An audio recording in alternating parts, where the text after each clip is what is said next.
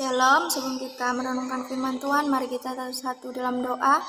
Bapa kami dalam kerajaan surga, Bapa yang baik, Bapa yang senantiasa peduli atas kehidupan kami. Kami mengucap syukur Tuhan, kami boleh ada hingga pada saat ini, dan kami mau menyerahkan pemberitaan firman-Mu, pakai hamba-Mu, biarlah apa yang hamba-Mu katakan boleh berasal daripada Tuhan. Sanggupkan kami, mampukan kami untuk kami boleh mengerti firman-Mu. Terima kasih Tuhan Yesus, hanya dalam Tuhan Yesus, haleluya, amin. Mari kita sama-sama belajar melalui Injil Yohanes pasal yang kelima, ayat yang pertama sampai ayat yang ke-15. Saya akan bacakan kepada kita semua. Perikopnya penyembuhan pada hari Sabat di kolam Betesda. Sesudah itu ada hari raya orang Yahudi dan Yesus berangkat ke Yerusalem. Di Yerusalem dekat pintu gerbang domba ada sebuah kolam yang dalam bahasa Ibrani disebut Betesda.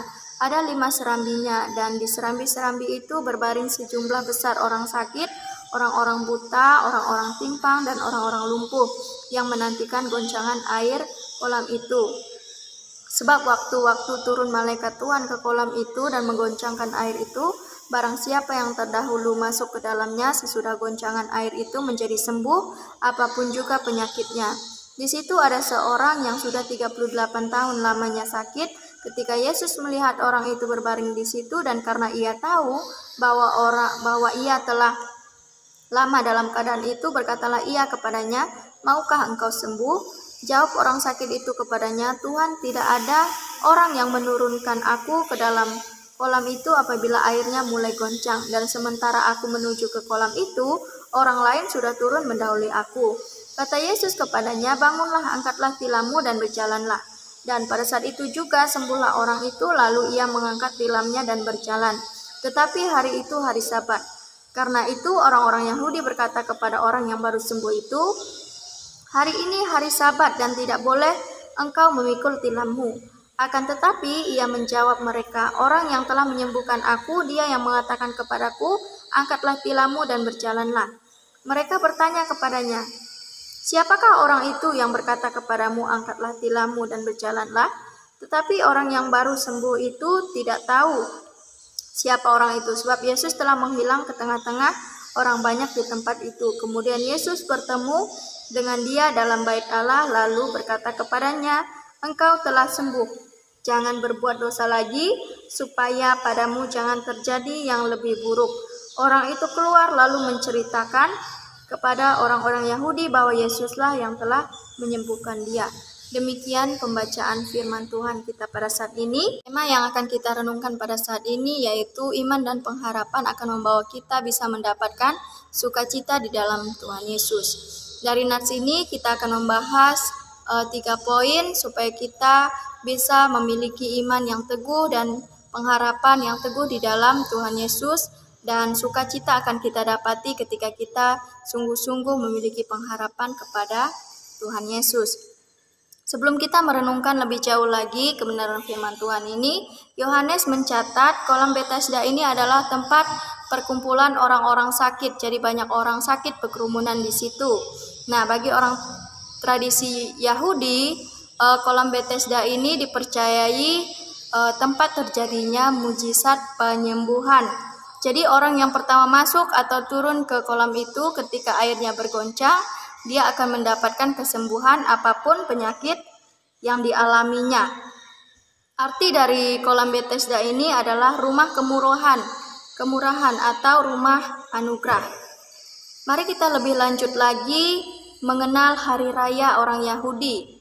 Kita bisa lihat di ayat yang pertama. Nah, untuk merayakan hari raya orang Yahudi, mereka akan membangun pondok-pondok yang akan mereka diami sementara. Jadi perayaan ini mengingatkan mereka untuk mengingat bagaimana Tuhan memelihara bangsa Israel pada saat itu, dan perlindungan Tuhan pada saat itu terhadap bangsa Israel yang ada di padang gurun. Poin yang pertama yang akan kita renungkan yaitu saya mengambil garis besar dari ayat yang keempat sampai ayat yang ke-7. Pertanyaan yang memberi jawaban sebab Yesus sendiri yang menawarkannya. Pada saat itu banyak orang yang berkerumunan atau berkumpul di kolam Betesda ini. Dan di situ Tuhan Yesus sengaja, dan ia tahu bahwa ada seseorang yang mengalami sakit 38 tahun lamanya. Dan Tuhan Yesus tergerak hati untuk menolong orang tersebut. Di sini dari nats ini tidak ada orang yang memberitahu Tuhan Yesus kalau dia sudah mengalami sakit 38 tahun lamanya. Nah, kita bisa bayangkan betapa menderitanya atau kesusahannya orang yang mengalami sakit pada saat itu. Nah, pasti muncul dalam pemikiran kita, kenapa Tuhan hanya menghampiri orang yang sakit 38 tahun? Kalau Tuhan hanya menghampiri 30 orang yang mengalami sakit 38 tahun itu saja, berarti Tuhan tidak adil kepada orang yang sakit yang lainnya yang ada di situ. Nah, terkadang muncul pertanyaan yang membuat kita ini meragukan setiap pekerjaan Tuhan dalam kehidupan kita. Yang pertama, kenapa Tuhan tidak menyembuhkan orang lain? Karena Tuhan memiliki tujuan sendiri dan Dia tahu akan ciptaan yang dialami. Seperti orang yang sakit 38 tahun ini, Yesus tergerak hati untuk menyembuhkan orang itu. Lalu bagaimana pertanyaan, kalau begitu berarti Tuhan tidak adil? Kalau misalkan Tuhan luar biasa, pasti Tuhan akan menyembuhkan semua orang pada saat itu. Kan posisinya ini pas kan, semua orang sakit di situ. Jadi kalau misalkan Tuhan betul-betul luar biasa, kenapa Tuhan tidak sembuhkan? Nah, terkadang pemikiran kita tidak sesuai dengan apa yang Tuhan rancangkan. Tuhan mau apa yang Dia lakukan itu adalah kehendak Dia. Jadi kita tidak bisa mengatur Tuhan harus sembuhkan semua ini. Kalau Tuhan tidak sembuhkan berarti Tuhan tidak adil.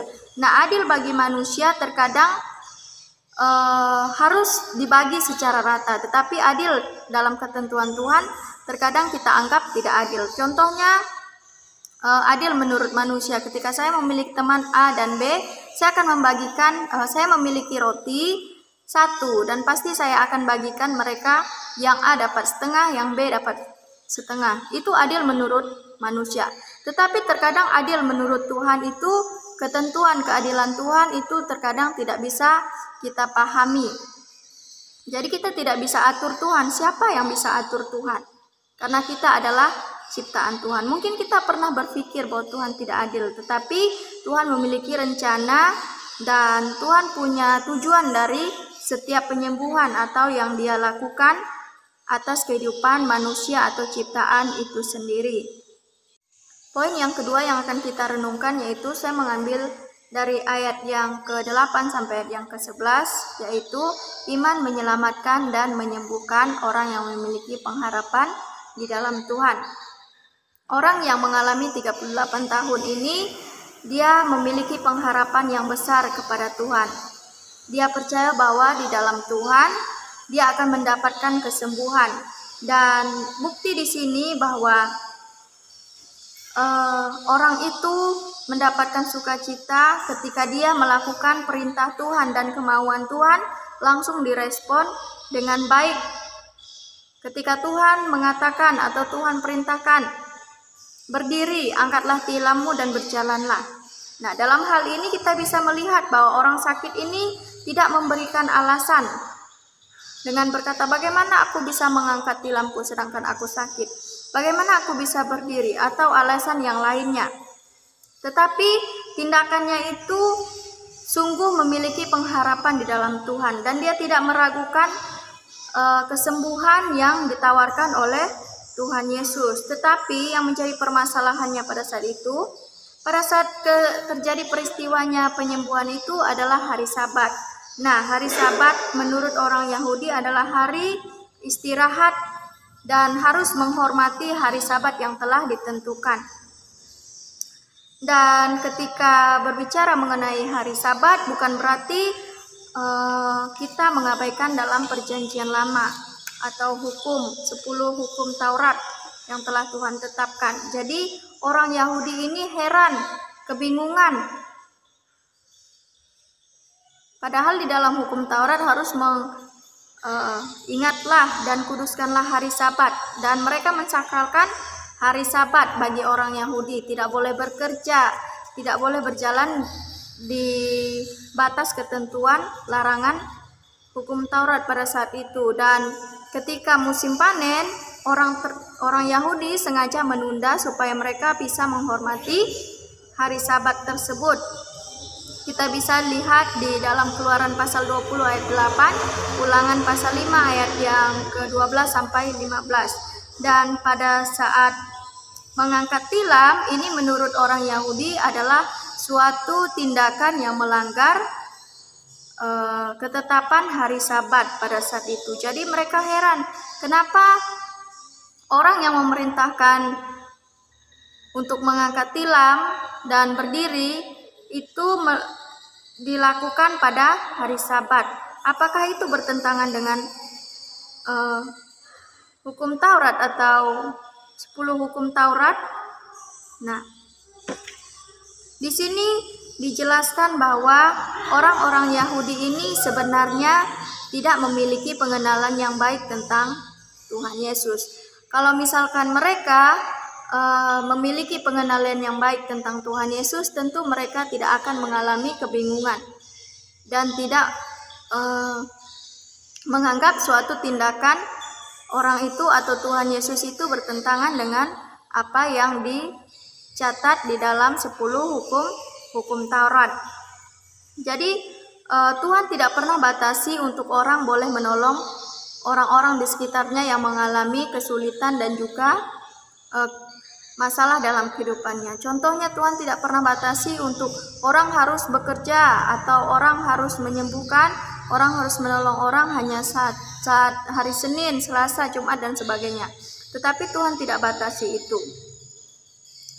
Dan bukan berarti kita mengabaikan dalam perjanjian lama, karena tidak semua orang atau tidak ada satupun orang yang bisa melakukan 10 hukum Taurat dan sudah digenapi di dalam Tuhan Yesus.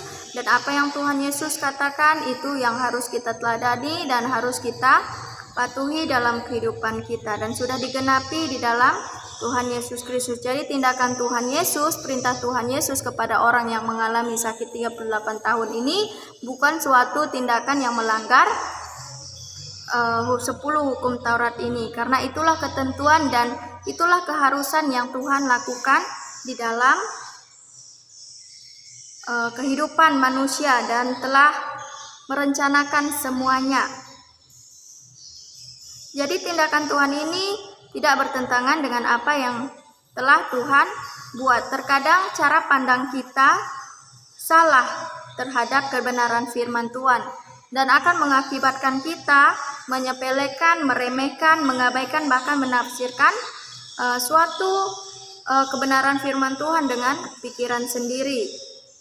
Itu akan membawa kita melenceng dari setiap kebenaran yang seharusnya kita pahami dengan benar. Lalu poin yang ketiga, saya mengambil garis besar dari ayat yang ke-12 sampai ayat yang ke-15, tuntas melakukan perintah Tuhan. Kita bisa melihat dari kesakitan yang dialami orang 38 tahun lamanya, dan dia memiliki pengharapan, dan akhirnya dia memiliki pengharapan sungguh-sungguh dalam Tuhan untuk mendapatkan kesembuhan, dan akhirnya dia boleh sembuh dan melakukan perintah Tuhan dengan sukacita. Ketika dia melakukan perintah Tuhan dan mengalami kesembuhan, ada sukacita yang dia dapatkan melalui iman dan pengharapannya. Di sini ketika Tuhan perintahkan orang yang mengalami sakit 38 tahun lamanya, dia tidak melontarkan kalimat alasan, saya tidak bisa ini, atau kalimat-kalimat lain. Dia selalu merespon dengan baik apa yang Tuhan perintahkan dalam kehidupannya. Dan inilah yang dapat atau yang bisa disebut sebagai orang yang berbahagia, bersukacita di dalam Tuhan setelah mendengar, melakukan kebenaran firman Tuhan. Ini juga menjadi teguran, bahkan mengingatkan kita pelajaran yang harus kita lakukan atau tuntaskan supaya kita boleh menjadi orang yang betul-betul mau melakukan setiap perintah Tuhan dalam kehidupan kita. Dan di ayat yang ke-14 kalimat ini menyadarkan kita untuk mengingatkan kita jangan berbuat dosa lagi dan jangan berpaling daripada Tuhan. Sama juga yang dia perintahkan kepada orang sakit 38 tahun ini. Dan ingatlah bahwa kemukaan Tuhan akan berlaku terhadap orang yang berpaling dari kebenaran firman Tuhan. Dan di ayat yang ke-15 ini menjadi ayat yang luar biasa, tindakan yang luar biasa yang patut kita terapkan dalam kehidupan kita, di mana dia melakukan dan meresponi perintah Tuhan dengan benar. Ketika dia bertemu dengan Tuhan Yesus di bait Allah, dan Tuhan Yesus menyatakan dirinya bahwa dialah yang menyembuhkannya, Tuhan juga perintahkan, keluar dan beritahulah mereka kalau misalkan Tuhan Yesus yang menyembuhkan orang itu pada hari Sabat. Demikian